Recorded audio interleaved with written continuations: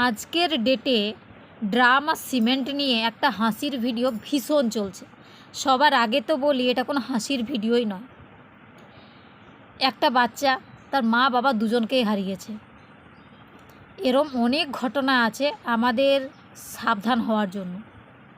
যেমন হায়দ্রাবাদে একজন এক্স আর্মি অফিসার তার স্ত্রীকে মেরে টুকরো টুকরো করে প্রেসার কুকারে প্রত্যেক দিন ভোর 4টার সময় সেদ্ধ করে পলিথিন ব্যাগে ভরে রোজ পাশের ঝিলে ফেলে দিয়ে আসছিলেন।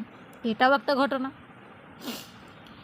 মধ্যপ্রদেশের দেবাসে স্বামী স্ত্রী দুজনে একটা ভাড়া ঘরে থাকতেন।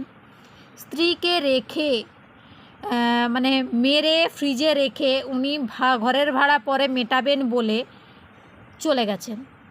9 মাস কেউ জানতেই পারেনি ওই ঘরে 9 মাস ধরে একটা ডেড বডি আছে ফ্রিজে অন অবস্থায়, যেটা 9 মাস পর মানুষ জানতে পারে। তো এরম অনেক ঘটনা আছে।